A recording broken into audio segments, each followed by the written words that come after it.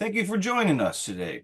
I am Dr. Dustin Byrd, Professor of Philosophy and Religion at the University of Olivet in Michigan. I'm also the Editor-in-Chief of Ekpyrosis Press and the founder and co-director of the Institute for Critical Social Theory.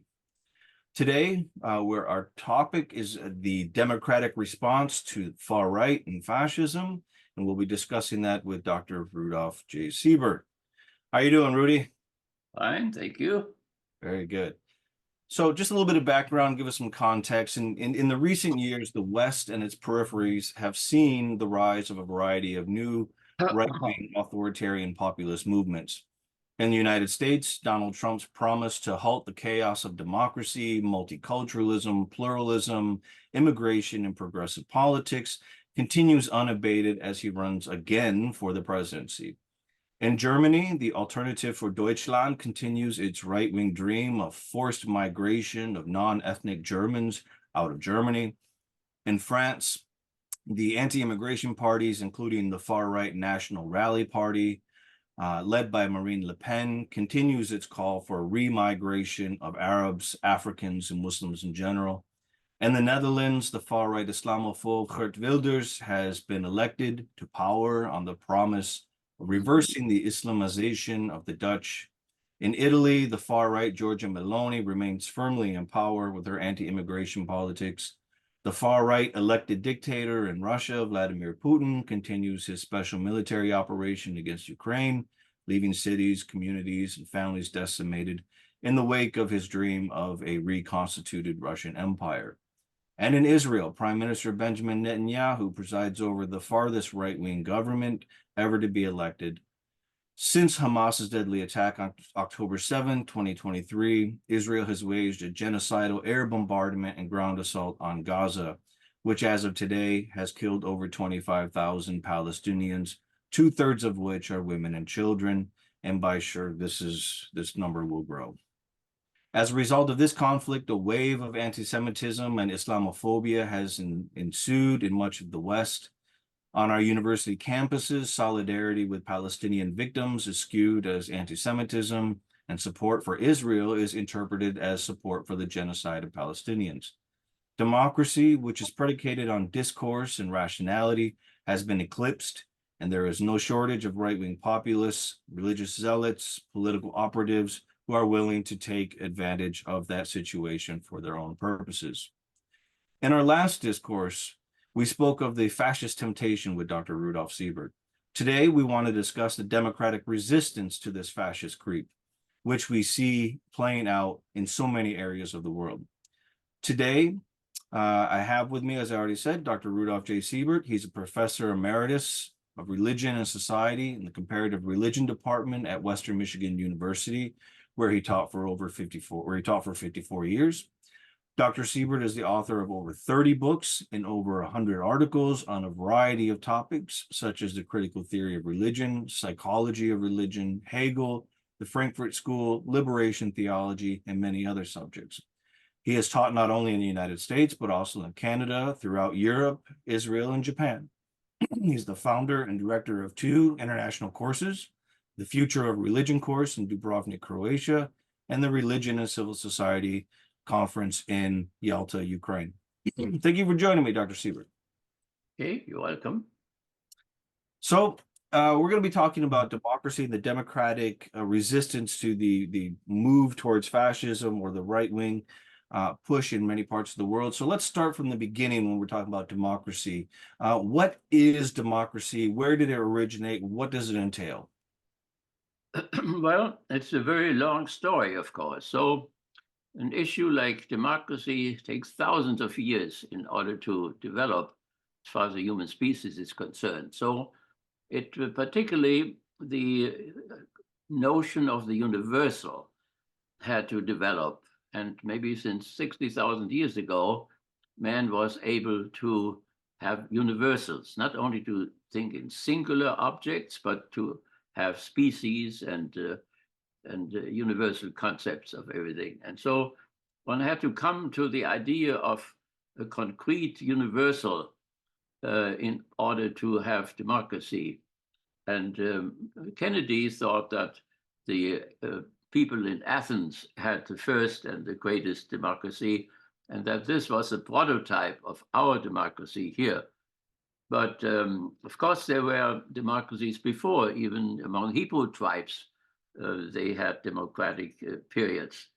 So, and also the Athenian democracy was rather problematic because they were 4,000 citizens who were real human beings, and then there were 100,000 slaves who fed them and who were not considered to be human beings at all. They were not included under the universal of human beings. So therefore, it was a rather problematic type of a thing. And that happened, of course, again, when we established our democracy here, when the fathers of the Constitution were doing their work, and outside there were the slaves who kept their vehicles outside.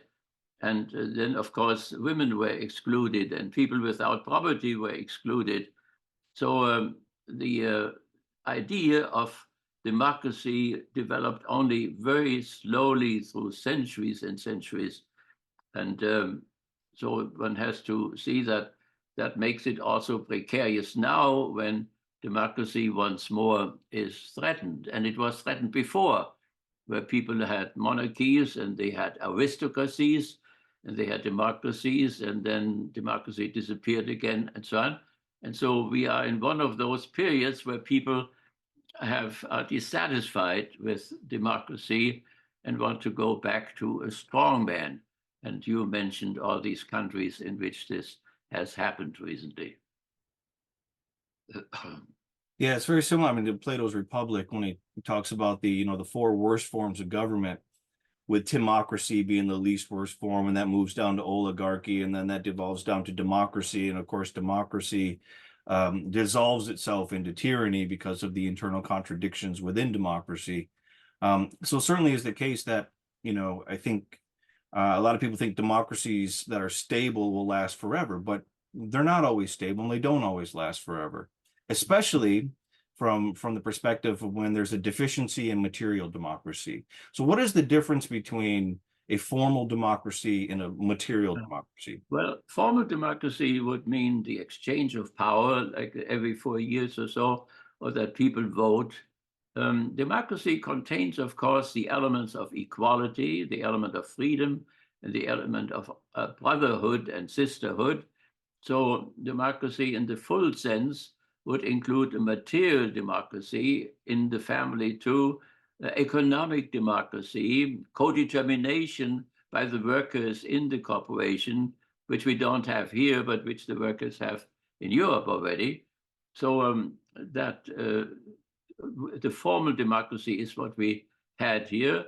And even that was threatened now by Trump, recently in the march on the Capitol. So what is threatened now is formal democracy. Material democracy we did not really have yet. So democracy is a task in progress. Wasn't it the case that Roosevelt was going to propose more of a material democracy that would give every American the right to housing, the right to a job, the right to clothes and food and things like this? That never came through. That never came through. But most of all, he stopped the fascist upheaval which we had before the Second World War here in the States, where Henry Ford was there and Lindbergh and then Father Coughlin. It was and the Bund was a very strong fascist movement, and Roosevelt was able not only to stop the depression through the war, but also to stop that fascist movement through the war and to transform the Henry Ford so that he would then produce, and he would not have allowed Ford to produce war material if Ford had not allowed the Union. So there was both was overcome, the depression and fascism was overcome at that time. The question is, who will, through what, overcome it now?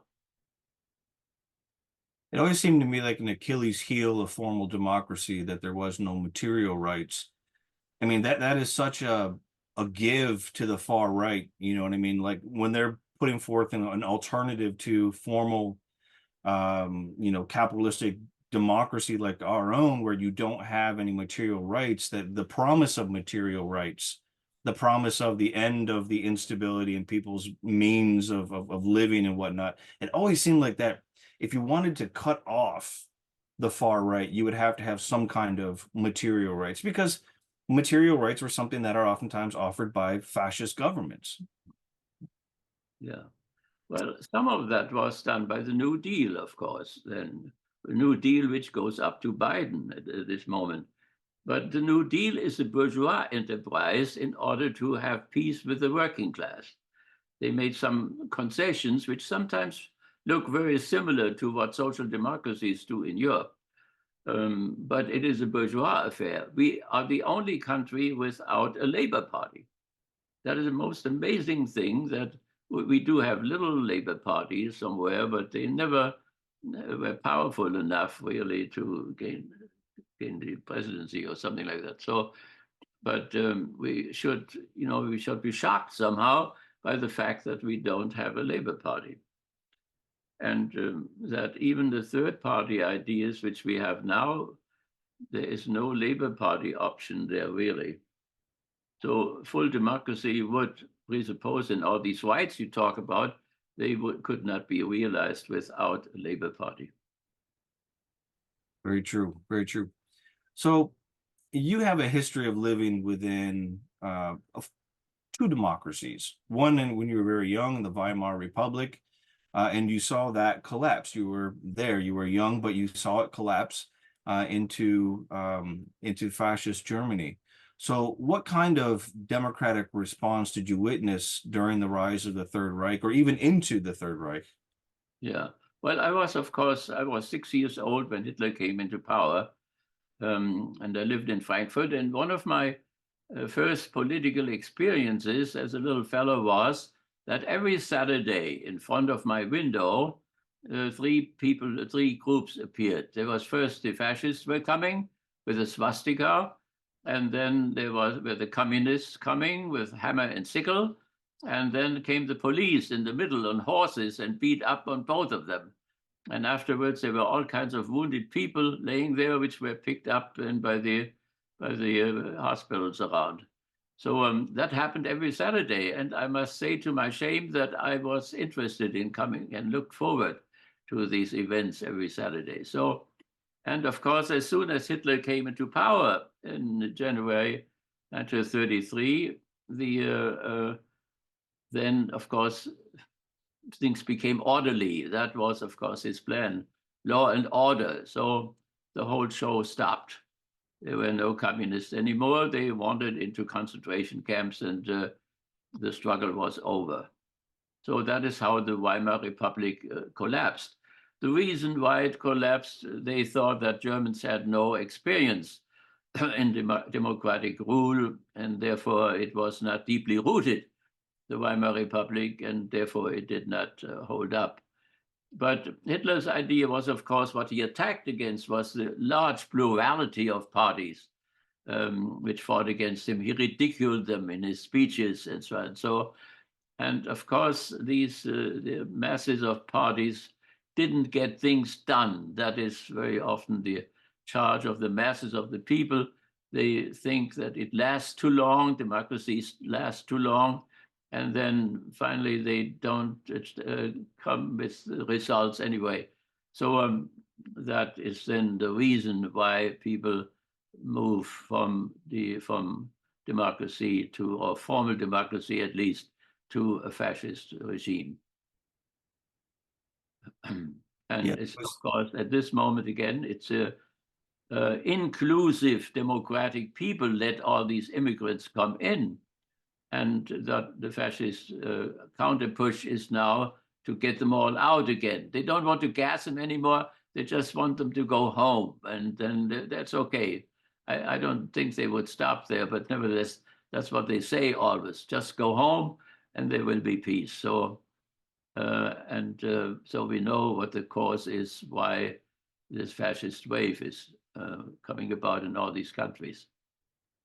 There's always a certain level of instability in democracy, and that might make it less efficient, less orderly, things like that. And that's seemingly, I think, from your experience and also from what we're witnessing today, is like that those characteristics of democracy is precisely what's being attacked. I mean, and it's true if we look at Washington right now, the dysfunction in Washington, nothing gets through, nothing gets done. It's the most less productive Congress in the history of Congress right now, because all they do is fight. It's a talking society, debating society. We can't even say that. I think it's just the yelling at each other society now. And so things don't get done. The roads don't get fixed. Infrastructure falls apart, right? Our foreign policy collapses. And then comes the promise that with single government under the fewer principle or something, that all of this can be taken care of. No more instability, no more chaos. Is that what you saw with the falling of the Weimar Republic? Well, of course, then there was this law and order, and in the first years of Hitler, many people were satisfied. There was now the depression was over. People had work, and for some time, Hitler did even give jobs without preparing war. But then, when he started to prepare the war, of course, he dealt very well with the unemployment problem, and so people were in good shape. They didn't see the war at the horizon and Hitler's plan to colonize the Soviet Union, and they were happy that he would destroy communism. The Catholic Church fell for the fascist temptation because they hoped that Hitler would overcome atheistic Bolshevism. They never thought that he really wanted to colonize Russia on a road to Leningrad, on a road to Moscow, and a road to Kiev. And then in the network of roads with German farmer soldiers who would control the Slavs as they would do the work. And the Slavs were supposed to have 2 children and do hard work, be well fed, but nevertheless were servants. So that was the whole plan. I don't think Germans were entirely clear about this, but I think the church particularly was very happy what Hitler did when he marched with 4 million men in the Project Barbarossa into the Soviet Union because of the killing of atheistic communism.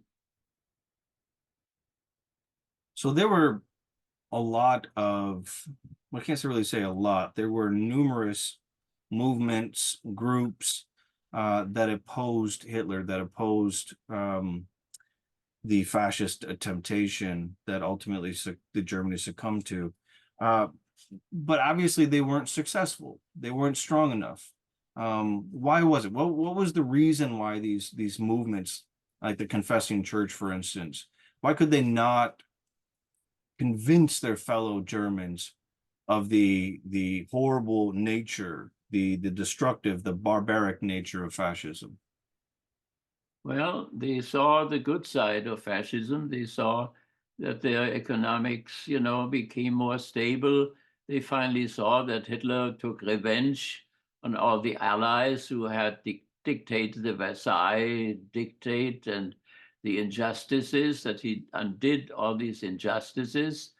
So there was a lot of good stuff, which people who had been disappointed by losing the war, after making all these sacrifices, they lost the war. The shame, the dishonor, the lack of recognition, the massive reparations, which ruined the whole economy, and so on. So there was a lot of good stuff which they followed, and they had their own Napoleon now. Up to the march against Moscow, where the first defeats came, there was just one victory after the other. So that there was a lot of attractive. It makes it understandable why a humiliated nation found in Hitler somehow their self-consciousness and their pride in themselves and things like that. So he restored the dignity of the country. At least that's Right. what the feeling Yeah. was. Yeah. Exactly. Yeah. Do you think he would have remained in power long past 1945 had he not embarked on the disastrous war in the East? Well, the war in the East was the core of his whole plan, of his whole thing. So it was Europe is a small subcontinent with overcrowded, too many people, and up there are these wonderful fertile fields in the east, and the Russians never did do enough with all of that wealth they had. And so the temptation has always been to go east. And as many people went to Russia, German farmers, as came to the United States. So it was a territory which people were somehow longing for. And so we had the Crusaders marching to Novgorod and killing and murdering until they got there and then sank in the sea. And there was Napoleon with 800,000 people attacking Moscow. And then came Hitler with his 4 million. And so there is, you could say, a natural attraction somehow to these huge, apparently empty territories, which Russians are not taking advantage of somehow. So it is some kind of heritage. But the propaganda is very often that the Russians are a threat. The steamroller, when I grew up, there was always a talk about the Russian steamroller, which would come and roll all over Europe. So we had to do something like a preventive war, a very difficult moral problem, but a preventive war that you foresee that the other will attack and therefore you attack the other. That was what was behind Hitler's story as well. Even in the last stages of the war, my pastor Rudolfi, who was a heroic resistor to fascism and so on, but he still believed that Hitler was the only man who could conquer atheistic communism. So that is why the Vatican made the Lateran Treaty with Mussolini, and they made the Reichskonkordat with Hitler, which is still valid today. The priests are still paid in Germany according to the Hitler Concordat. So it reaches right into our presence. And also that people like stations like the Eternal Word, like Fox News and so on, cooperate beautifully with each other. And Raymond Arroyo works in both stations, in Fox News and the Eternal Word. So Catholicism and right-wing movements somehow cooperate well. And we have that again now. They never mentioned the Lateran Treaty in Fox News or so. They never mentioned the Reichskonkordat. That is quieted down, but it was a fact that the churches, except the confessing church, fell for the fascist temptation. I think you see a lot of that today, right? Obviously, that we're talking about, it's almost a parallel to the Weimar Republic, where they're that looming communistic threat, to our traditional culture, our traditional way of being in the world. And so we need the great leader who's going to come and champion our cause and take out the threat. You see that then, obviously, with the Soviet Union and with Hitler. And you see it now, like you're talking about with EWTN and others that would say that, that the Democrats are socialists and they're going to destroy our culture with all their progressive politics, and our Christianity is under threat, and you can't say Happy Christmas or Merry Christmas anymore. You have to say Happy Holidays, and political correctness is undermining our religiosity. And therefore we need that strong man like a Donald Trump who will be our champion. He won't even be one of us, and not a great religious guy, but he'll be our champion. So almost, a parallel type of situation here. Right. Yeah. And the Democrats are seen as unreligious, as atheists, and then also as immoral. And therefore, this concentration on abortion, this possession by abortion. Jesus never said anything about abortions. And the Eternal Word talks about abortion day and night. And even if an execution takes place, they don't talk about the execution. And so if the war is going on, they don't talk about the war. So war and executions are also threats to life, but it is this concentration on abortion, and so on. It started about 20 years ago or so, when I was asked by the bishop how I would teach about abortion in the school. The bishop had no jurisdiction over the university or whatever. But I said, look, I had 8 children. I'm not an abortion man, but And then the council said we should have discourse with the secular world about issues. So let's have a discourse and let's see what the outcome will be. So the bishop was quiet afterwards, but somehow that became the focus point of church politics to concentrate on this abortion issue.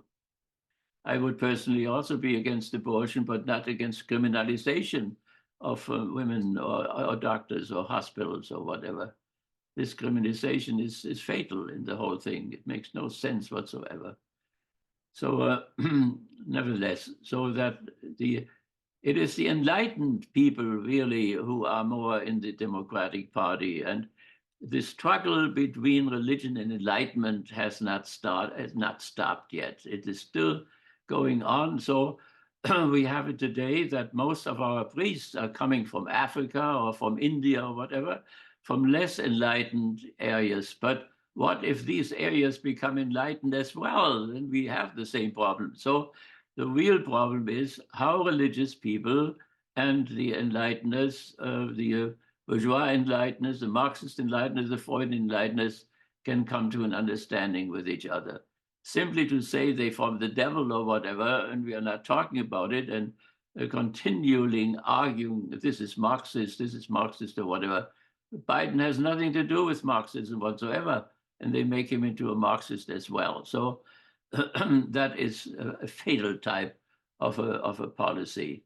So the religious people can be critical of secular people. Secular people will be religious, will be critical of religious people. My son just sent me today an article about a Spanish priest who was murdered by a young man with whom he had sexual relations and so on. So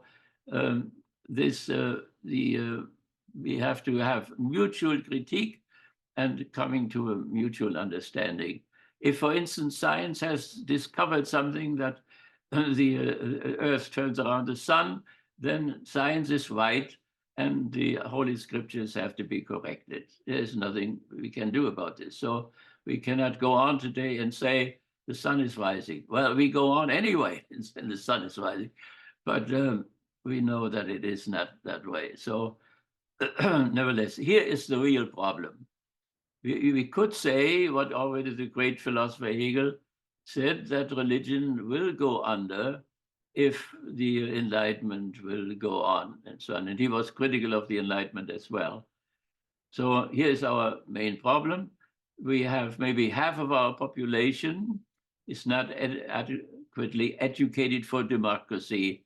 And so they then throw all their hope to that strong man. He is strong, that's it. If he is moral or not is not the real question. The main question is that he is strong. He stands up to Putin, he stands up to the Chinese and so on, and stands up to all the enlightenment in the country. So that is our problem this year, in this year. This is a very fateful year in which we find ourselves. Yeah, it seems like, in the US and in other places that people have just grown tired of democracy. Like it's almost like it's run its course and they're prepared to let the experiment go and embrace something more certain, something more stronger. And then the other part of the country says, no, we have to protect democracy. It's the best thing we've got. It's the only thing that can secure our political rights and things like this. Right. And so in some kind of way, I think we have to talk about, at the heart of this, or at least a big chunk of it, at the core of it, is a crisis in capitalism as well. And that when you have the political discussions, no one discusses the capitalistic, contradictions that are fueling both the sense that democracy isn't functioning and the other sense that says, look, we have to have capitalism, we'll make democracy, maybe we can just regulate it a little bit. And it seems like those who are most affected negatively by the contours of capitalism are those who blame democracy the most. Yeah, but the strange thing is that if then Biden, for instance, was successful in some economic issues recently, but people are not disposed anymore to listen to that. No matter what he said, maybe he doesn't say enough, but no matter what he says, I have done this and this and this, they don't listen anymore. Out of a strange, the argument does not work anymore. Now, as far as capitalism is concerned, I think the class issue has been pushed into the background and the race issue has come into the foreground. The Nazis did that in Germany as well. So instead of addressing adequately the class problem which Germany had, they made it into a race problem and made the Jewish high finance responsible for whatever was wrong with capitalism. That is what the Jews had to die for. For Rothschild, they had to die. But Rothschild was in New York. Rothschild was in Paris. He was not in the camps. The camps were Jewish workers. Jewish low bourgeoisie were in the camps and had to die. The high finance, which Hitler 3 times, he said, when the high finance, Jewish high finance, will once more instigate a war between European brothers, then that will not be the end of Europe, it will be the end of Judaism. And that was 3 times. Together with this fanatic expression there, it's only one chosen people. There's only one chosen people. So he wanted to take the place of the chosen people. But the main problem, of course, as far as capitalism is concerned, is the appropriation of surplus value. That means that people get some of what they work in form of their salaries, but there is something which they produce which goes beyond their salaries. That is the surplus value. And this surplus value is appropriated by a non-working class, a very small class, which then with this accumulation of capital in their hands can pay the parties, can pay the propaganda, can pay whatever they want to.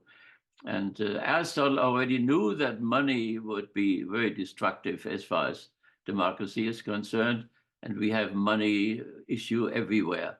When I was McGovern's campaign manager, we had made quite some progress with his very enlightened program, and I worked for him, and happily I did so. There was a real democratic, in the true sense, democratic statesman.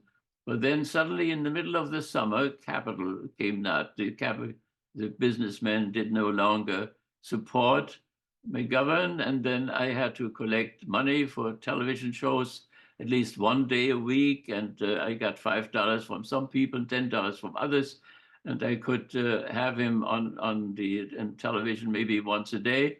And Wallace, his opponent, he was on television every day. So finally, people knew Wallace, and they asked, who is McGovern? So money plays an unfortunate role in all of this. And so that is our real problem. How, of course, if we have social democrats coming, they, of course, will tax rich people more, and with these taxes, they can do good things then. But the ruling class, so Bernie Sanders, for instance, that is democracy or social democracy in Danish or Swedish or Norwegian style. I don't know if it's the right type of democracy for us. Usually we only think that there is a liberal democracy. We do not recognize that there is also social democracy. So that means when Marx says that there should be dictatorship of the proletariat, that was a very transitional thing in order to break the dictatorship of the capitalists. But certainly, essentially, this movement was a democratic one. So there's not only liberal bourgeois democracy, there is also socialistic type of democracy, which is never recognized.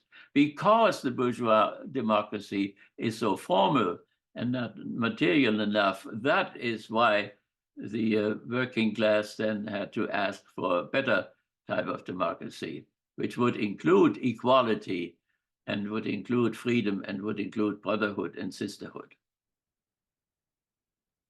Yeah, so I mean, obviously, like I said, like you discussed, one of the core reasons for the disillusionment with democracy is on the financial side, on the economic side, the issues of capitalism and the class structure and class antagonisms. But there's also something that's come up again and again and within these movements that are geared towards authoritarian, far right, even fascist leadership, and that is the sense of existential crisis, the sense of that there's within democratic capitalism, is paradoxical as that is, that there is no collective projects. There is no sense of meaning. There is no community, right? The Gemeinschaft is just basically gone, and everyone is this little island unto themselves. And here comes this right-wing authoritarian who's going to give you a collective project, which congeals people together. It becomes a social adhesive. And so I think this also is something that is at the core of this crisis in democracy as well. Would you agree? Yeah, that means the democracy as it developed, let's see, from Rousseau, the contrat social, was some kind of an atomistic type of a democracy. So there is the question of the idea of universality, concrete universality, and then there is the issue of singularity. But somehow the old type of democracy still had the idea of universality, but the modern type of democracy is more atomistic. The individual and the individuals have now no fundamental foundation which holds them together. So like in religion, the corpus Christi mysticum, the mystical body of Christ, something which is beyond the singularity and the arbitrariness of the individual. And so there is something in the bourgeois idea of democracy in which the individual and its arbitrariness is too pronounced in the whole thing, and people become isolated, sit in their own houses, and so on. When I came over here, he said you cannot depend on community. The main thing is what you do in your own family and in your own house, and so on. And so people then are concentrated for their family, but there is something missing as far as the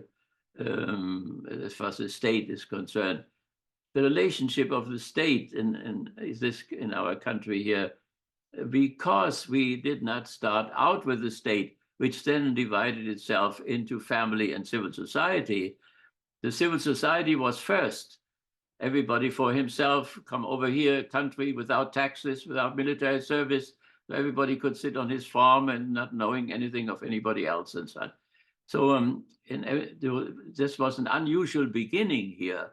And that we put the capital into the swamps of the Potomac River on one side of the country shows already the contempt which they all had to this federal government and to any particular state government as well. So I think what we have to learn in order to get to the democracy is that we learn citizenship, that we are not only bourgeois who every 4 years vote in terms of a formal democracy, but that we become democratic in a material, in a full and existential sense. So that is what is missing.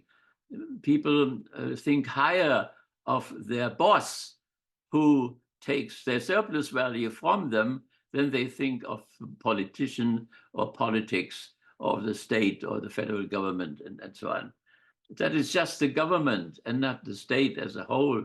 The state as a whole is not even seen, but it's just the government, and very often an angry attitude toward the government, and even to keep weapons, which everybody else gives the sovereignty of violence, is given over to the state. And the citizens do not have any weapons anymore because they can trust the state, that the state will protect them adequately and so on. So there is something which we have to reflect on ourselves. It is one thing to be conscious of the enemy or whatever. It is something else to be self-conscious, to be conscious of oneself and what oneself is doing and what is lacking in ourselves, which we could maybe fix, is a terrible word, but which we could, make mature, so that we are individuals, of course, and have full universality. That is wonderful, but that we also learn to be not only bourgeois, but also citizens in the full sense, all 4 years, and not only every 4 years. Right. Democratic way of being in the world as opposed to just Right. act or practice, or they routinely do. Yeah, Exactly. exactly. Do you think that the loss of authentic religion, qualified authentic, but the loss of a real meaningful religious way of being in the world where you see yourself in the face of the others, where you believe in your salvation is connected to other people's salvation, to the community's salvation. Do you think the loss of that has something to do with this crisis in democracy? Well, the problem is that many religions are authoritarian themselves, that they have an authoritarian beginning. One can probably say that Jesus was not authoritarian, but in many other religions, you do have this. And then, even in Christianity, there was democracy in the beginning, there was socialism in the beginning, but then slowly the monarchical element came through. And first of all, the aristocratic element, the bishops, the elders, and so on, and then finally the development of the papacy and so on. So we have a strong monarchical element there. We have a strong aristocratic element in the development of Christianity. And then we have a complete disappearance of democracy until recently, where we have a movement under the present Pope, a sodality movement, where suddenly bishops and lay people vote together. But there is a tremendous struggle about this. And the main resistance comes from American Catholicism, ironically. So it's American Catholicism which is most skeptical of this democracy and says we never had democracy and want to have monarchy, the Pope, and want to have aristocracy, but no democratic element, in spite of the fact that the beginning of the church was democratic and communistic. There is this whole hate against communism, in spite of the fact that every order is communistic. All orders have the vow of poverty. All individuals have no poverty. And when St. Francis wanted to have, not even his order was supposed to have poverty, then Pope Innocent III said, no, that doesn't go. The order has to have poverty if somebody gets sick or whatever. So radical St. Francis was, and the present Pope chose his name. And that was very meaningful. Yeah, and I think choosing that name as well as the policies that you could say that name reflects was also deeply antagonistic towards the very conservative authoritarian nature of a part of the church, especially the church in the United States, which is probably, outside of Europe, one of the most conservative branches of the church, if you will. Right. So shifting gears a little bit, go ahead. I'll say shifting gears a little bit. Do you think there can be a viable form of democratic populism to countervail the authoritarian populism? And when I say that, I'm thinking about movements like, Bernie Sanders in the United States attempt to run for president 2 times, and in the level of support and enthusiasm he got from people, especially my age and younger, who are looking for an alternative to the neoliberal hegemony that we're dealing with here and abroad and that we export all over the place. I'm thinking about Occupy Wall Street, that movement that seemed to have a large outpouring of energy to change the world, to change the context, to change how things are running right now both in politics and economics. But then they seem to fizzle out. They're defeated, with Bernie in a couple elections, it fizzles out. It comes back up for a quick minute for another something if we have another candidate like that, which none are on the horizon, and it'll fizzle out. Can a democratic form of populism be sustained as a viable countervailing force to the authoritarian forms of populism that we see throughout much of the West right now? Well, I mean, movements are never for eternity. So movements come up because of a certain issue and so on. So we had that movement coming up, in the 60s and the 70s, And I worked with all of these students. I was the man in between the universities here in Michigan and that radical student movement, the student revolution, and so on. And many of them were not Marxists, they were Bakuninists, they were anarchists, but no matter if you have the one or the other, you have to be educated in it. And it is very hard to, for instance, to study what anarchism is all about and why Bakunin opposed Marx and why Marx opposed Bakunin and so on. And the students did not know exactly who was one or the other and so on. So it needs time and preparation on the democratic side. You cannot leave it to a king to make the decision. You cannot leave it to an oligarchy or an aristocracy to make the decision, which the American people are used to. This type of aristocracy, well, really oligarchy would be better. So very often this small group of people who accumulated all the surplus value of the nation with and also doing the politics and not in a very democratic way. And very often workers then were passive. It is those passive workers, not those who are the real authoritarian group, which is a small group maybe, but that the others are passive and let them happen. That brings about the whole issue. That is why finally the victory, why they gained their victory, because of the passivity of large parts of the working class. So the time is short, and the work which has to be done in order to become what they call a virtuous, when the founders of our Constitution thought that democracy could only work with virtuous people, but that the state could not make them virtuous. So who can make them virtuous? The family and the church. And if they don't do it, then the state has no virtuous people, and then democracy becomes an impossibility. So that is our real problem. The students then had a short time of 3 or 4 years in which they could study those things, but they were so busy then in action on the street that they didn't have much time for studying that neither. They did not only not know what democracy is or what anarchy is, or what they did also not know what their system is. They thought they lived in a free country. They really believed that.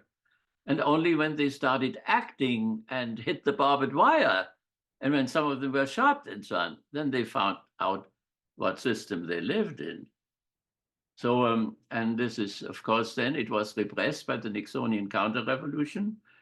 And all those who had been most active in the democratic movement, they went into the forest, so they became insane, or they adjusted and then became functionaries in the capitalistic system.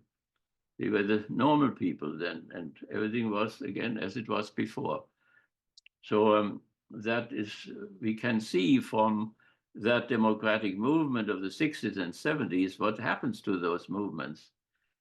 And not time enough, not knowing enough about the system they want to change. And if you do not know that system, you don't know exactly what you should change. That communism is statism or whatever. Communism is nothing of that. Communism is the sharing of the surplus value, the end of the robbery. So that it is not easy to grasp those things when you have been conditioned in the whole school system to think in a strange, sometimes illusionary way. It is not only that it is only a formal democracy and never was a material one, but even the formal democracy was often threatened by these certain parties being financed by certain people. Usually the capitalistic ruling class financed both parties because they are both bourgeois parties and they paid them both. And it did not really matter where the president came from and so on, because they were sure that they would be faithful to the capitalistic structure. Yeah, certainly. I think also it has something to do with this cult, at least in the United States, this cult of praxis, the sense that thinking does nothing, pondering does nothing, theorizing does nothing. You have to go out and do and do and do. And so you have people out in the streets protesting, I think, for the right causes and whatnot, but what exactly it is that they're protesting for, as you said, they have no clue. It's just jingoism in that sense. And Yeah. A certain awareness, how much that took in our evolution, that we could think universals, and that we came after centuries and thousands of years to the idea of a universal God, not only particular gods, but a universal God, and then also of a universal man, and not only particular races or nations or whatever. It was such an unbelievable effort which the human species had to make to come to this point. And so in order to have a democratic movement, you have to have masses of people to come to this point, because that the elite, the human elite has this idea, it's not enough. It must be spread among thousands of people who must know that we are all humans, one human species. There are no inferior people. There are no inferior people in Africa who, because they are inferior, you can make them into slaves and so on. Or the Greeks, whoever doesn't speak Greek is not human and so on, and therefore can be made into a slave. The slave has not his own ego. The slave's ego is his master. So he is a non-human. So even when people then begin, like Netanyahu said, these are human animals or whatever, then we have bad language, and bad language will be followed by bad actions. So this is the problem, that, yes, you are definitely right, that we underestimated theory, because we had to be practical here to conquer this continent, to build railroads and roads and so on. There was so much practical stuff to be done. So, but we have to catch up. We are part of the human species, and the human species, unlike animals, has this idea, this universal. We can think in universals. That means we can think at all. And and this universal has to become in terms of the universal God and the universal man. This idea has to come not only for an intellectual elite, but for all people, for a majority of people, in order to have a democratic movement, to rescue whatever democracy we had, in order then to someday to start out from the beginning again. If we will have Trump, if we will have an authoritarian structure, it will be like Michigan under Henry Ford. Henry Ford was a fascist and an anti-Semite. He organized the workers of Michigan. They had to have a suit on, a tie on. They had to have a marriage with 2 children, and they had to go to church, and they had to get to the assembly line. And if they didn't work fast enough and he turned the assembly line faster, then he had thugs who would beat them up and so on. That would be the fascist regime. They would establish law and order. It's over with going swimming to the Lake Michigan or going fishing or whatever. It will be more disciplined, the whole thing. And so it's up to the people, But is it up to the people? See, I had for a long time, I thought that it was not the fault of people that they are not enlightened. I thought the system was doing that to them, until I read Kant again, and Kant blamed the people who are not enlightened, that they are not enlightened. It is their own fault. That means they could sit down, instead of going fishing or playing cards, they could do something worthwhile, and could orientate them so that they would come to the level where then real democracy, formal and material, would be possible. yeah, I think that's one of the important aspects of the university, is to make it known, not only to our students, to the broader society, that that possibility is there, that this enlightenment is there. Now, I think about some years ago in a philosophy class when I was giving a lecture, and I was probably on, Nietzsche or Kant or something, and all of my students were tuned out. They just were tuned out. And I slammed my book out and I was like, where are you guys? Where are you in your head? And I had a student say to me something that was very enlightening. And then they said, it's not that we don't understand this. It's like, we've never heard anything like this before. Like, we didn't even know this type of thinking existed, that these type of ideas existed. It was just completely new to them, to the point where they couldn't even think about it. because for in their mind, it's something that just doesn't exist, this type of thought. I mean, they go, they learn some math, they learn a little biology, they go play football, and then they go fishing, and that's it. The idea that there's a world of thought out there, which is available to them from ancient Babylon up to the modern period on their phones, they have no idea it's even there. But is that their fault, or is that the fault of the system, right? Well, I think the university itself became practical. In the 20s, up to the 20s or so, there was theology, there was medicine, there was law, and the humanities. That was all. But suddenly we have the social workers and whatever comes there and is also part of the university. So it became more and more practical.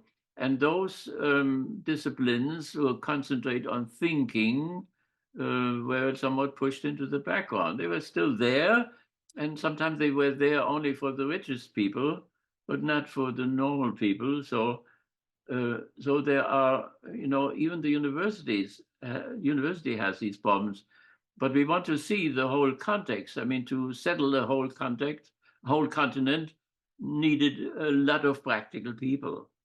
And there is nothing wrong with the practical people, of course. It is that what is missing. And the missing is the ability and the art of thinking, and not only for a few geniuses or whatever, but for everybody. That in itself is the democratic idea, that everybody should be able to think and to learn that. And it's hard. It can be very hard. So we know somehow what is going on, but do we have the time? I founded a Future Studies Center, and it was repressed. I founded a Peace Studies Center, and it was repressed. I founded an Ecology Center. It's still alive. The first one fell because they concentrate on society, what had to change in society, and they did not want this. And somebody who did that even before that, a good Jewish thinker who came to this country as a Jewish refugee, he sent to 100 people, 100 universities, he sent his proposal of future studies, which contained the democratic element and as a centerpiece. And 100 universities said no to it. One, at least, the president asked his faculty. The others didn't even ask the faculty. And the dean who repressed it here at Western did not know at all that it had happened before. So it is in the structure of things themselves that people know this is dangerous. But why is the idea of democracy or democratic future so dangerous? Well, because every ruling group wants to impress the ruled with the fact that they are forever. The slaveholder tells the slaves that the slaveholders will never go. The feudal lords tell the serfs for 1,000 years, we will never go. And then come the capitalists and say the same thing. And so when the philosopher like Hegel then says, Pantare, everything flows. So the slaves go, the feudal lords go, the capitalists go, he becomes dangerous. And then we don't want to talk about him anymore. But we should talk about the Hegel and the Marx and the Freud. They are not there for nothing.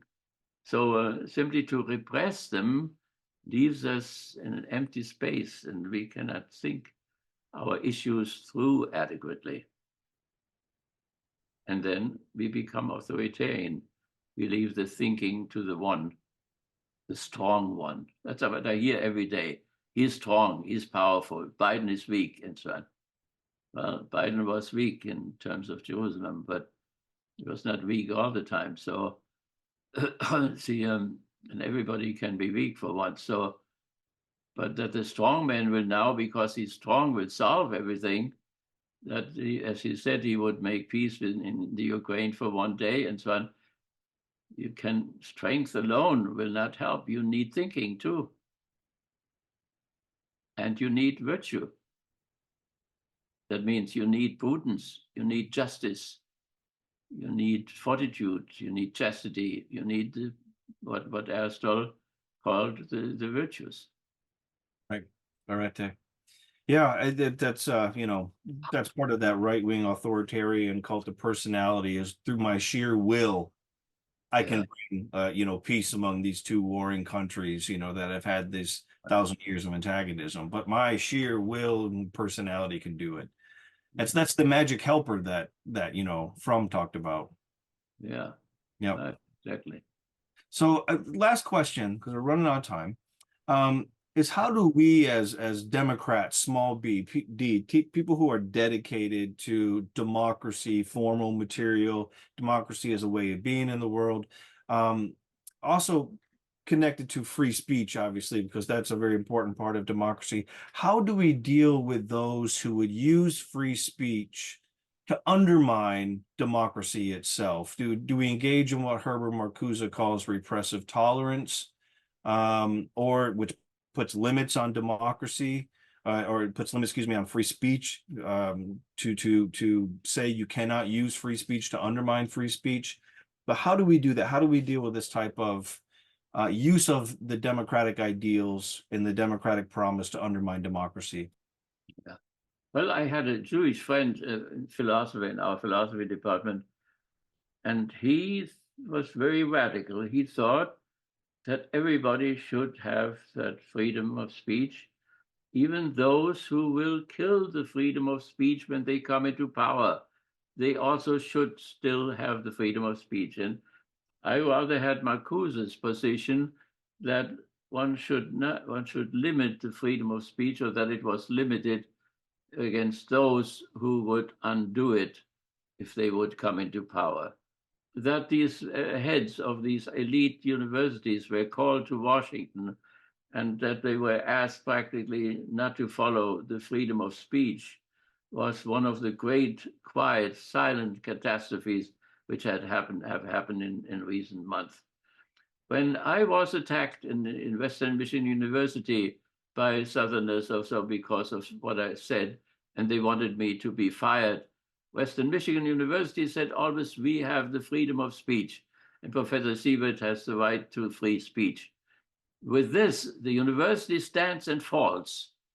That people, when something is uncomfortable, which the student movement will bring up, and they clamp down and you cannot talk anymore, then that is tragic for the development of the university and for the whole country.